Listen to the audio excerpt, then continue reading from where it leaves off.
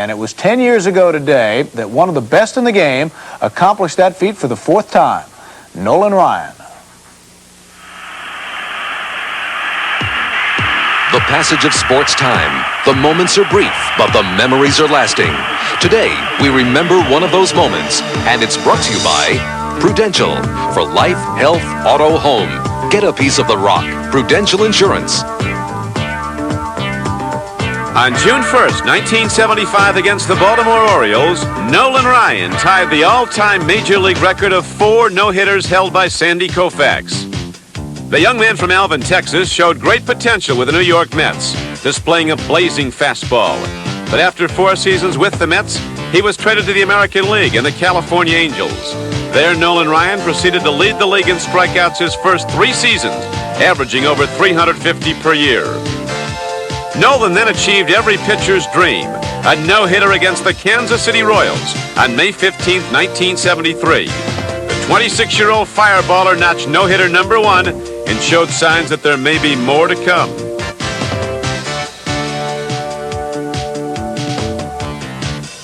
Two months later in Detroit, he struck out 17 Tigers that day as Norm Cash popped out to shortstop Rudy Maioli for the final out and no-hitter number 2. Making Nolan Ryan only the 5th man to pitch 2 no-hit, no-run games in the same season. No-hitter number 3 was more than a year later against the Minnesota Twins on September 28, 1974. But no-hitter number 4 had him sharing the spotlight with the Dodgers' Sandy Koufax, and Nolan's mission became no-hitter number 5.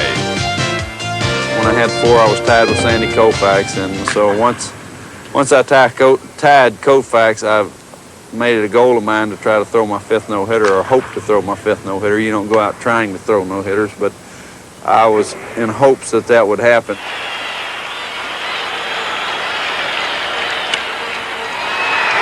This may be it.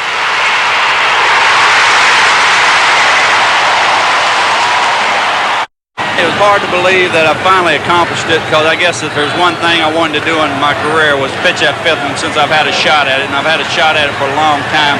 And at my age, I was really starting to think that I probably wouldn't get it, because I've gotten into late innings before.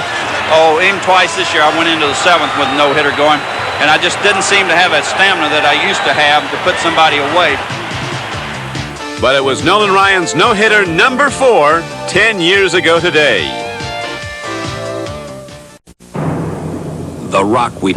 On a day that saw Carlos Santos successfully defend his IBF junior middleweight title via a unanimous decision over Louis Acarius, a fight that was not one of the thrillers of the year in the world of boxing, and the apparent strategy of Acarius going peekaboo style, starting in very low-key fashion at the start, did not pan out. He was waiting for Santos to get tired. He simply didn't get tired. It was really down to a man who can punch with a great deal of reflexive ability against a man who has to think before he punches, and he wasn't thinking fast enough. So from a fight of inactivity to a bout that had its moments 2 weeks ago on the undercard of the Larry Holmes, Carl the Truth Williams heavyweight title fight, Randy Tex Cobb, a man who felt the fist of Holmes several years ago, went up against Eddie Gregg, and Tex, off his many TV talk show appearances, may be better known to the American public for his one-liners. Dick Enberg recently spent some time with Tex Cobb.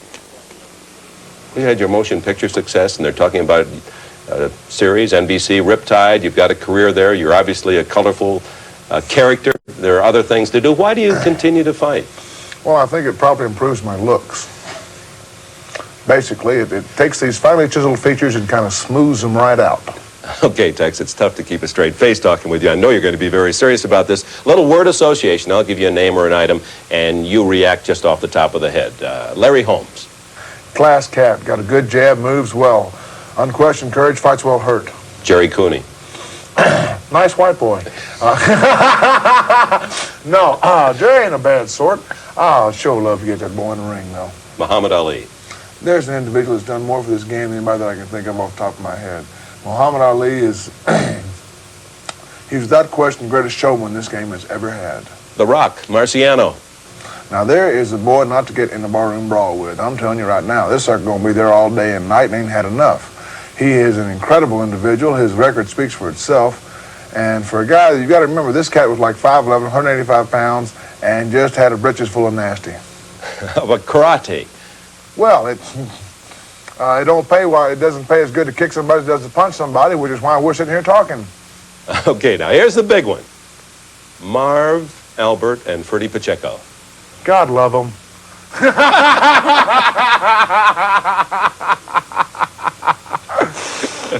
Thank you, America.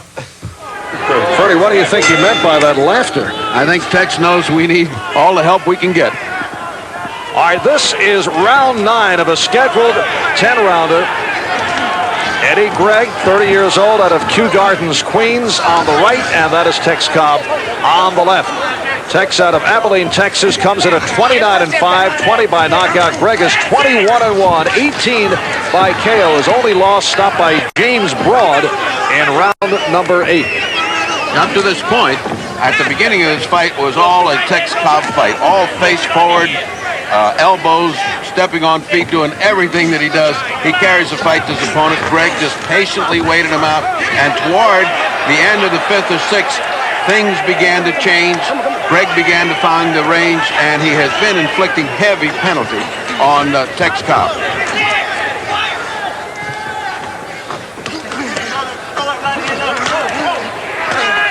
And there goes Cobb to the canvas, and this, the first time in his professional boxing career, that does not include his karate career, incidentally, that Cobb has gone down.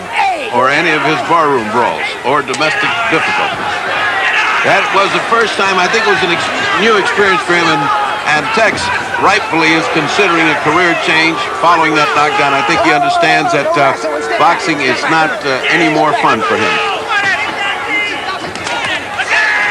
We are halfway through round number 9.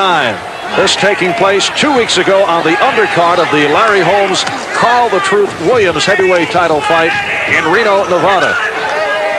And you can see a very weary Tex Cobb.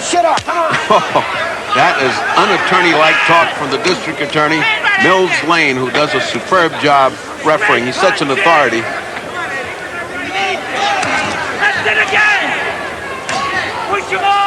And less than a minute left in this 9th round. Eddie Gregg's last fight this past February stopped Carlos Hernandez in the 1st round. Cobb had an interesting bout in his last appearance in the ring this past March. Lost to Michael Dokes in what was called a double split decision. Fight stopped in the 4th round because of a deep gash over Dokes' right eye caused by an accidental butt by Cobb. And with Dokes leading on 2 of the 3 cards, awarded a technical decision. It's about everything has happened to Randy Tex Cobb in boxing that can happen to one man. Cobb walking around Reno wearing a T-shirt that says, "I'm the person your mother warned you about."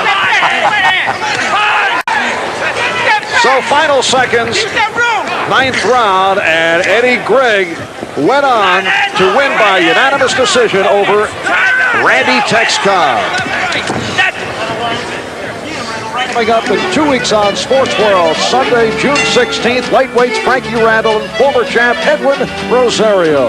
This is Marv Albert with Freddie Pacheco. In a moment, Bill McAtee back at our studios in New York.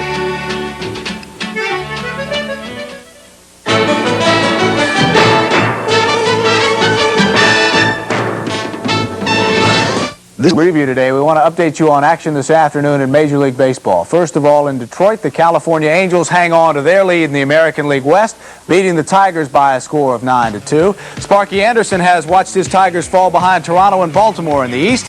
Angels got out quickly. In the 2nd, Bob Boone with his first home run of the year, a 2-run shot, and quickly it was 2-0 California. Angels added to that in the 4th. Gary Pettis with his first home run of the year also, a 3-run home run to the opposite field, and California goes on to win by a score of 9-2.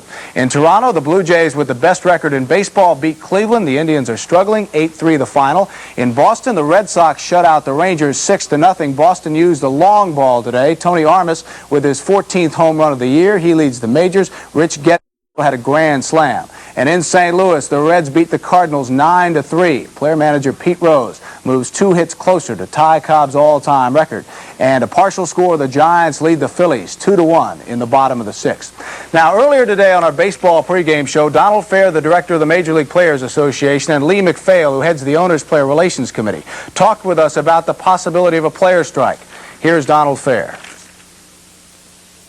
I really don't want to comment. I hope it's going to end up to be very unlikely. I would like nothing better than to have an agreement wrapped up ahead of time. What will happen is that after I complete my review of the current situation with the players on all 26 clubs, the board will then consider when to set a strike date. They will probably make that judgment 10 days either side of July the 1st, and no options have been foreclosed as of this point, nor have any decisions been made. All right, tomorrow here on NBC, you'll get a chance to see the final round of the LPGA Championship from Kings Island, Ohio, outside of Cincinnati. Nancy Lopez was the leader after the second round, but today dropped into a tie with Alice Miller at 8 under. Pat Bradley is next at 6 under par. Nancy was the subject of a bit of controversy earlier this week when she was penalized for slow play. She and her caddy Dee were upset about the penalty, and Nancy talked about her reaction when told of the penalty. Very emotional about anything, and when he said that, I felt like somebody just punched me in the face because I'd played so well all day, and then got the 2 shots, and I started crying. And I walked to the tee and really wanted to have a fit. Controlled myself for a while because I tried to tell Dee that we had just gotten a 2-shot penalty, and it took us 83 seconds to hit that shot, and he didn't believe it either. Nancy Lopez. Now, we want to apologize to those of you waiting to see the drag racing today. Because of the length of the baseball games, drag racing will be shown on Sports World at a later date. Tomorrow on NBC, beginning at 1 o'clock Eastern Time, the LPGA Championship from Kings Island, Ohio, outside of Cincinnati, and French Open tennis. We hope you'll be with us tomorrow. Have a good evening. Good night from all of us here at NBC Sports.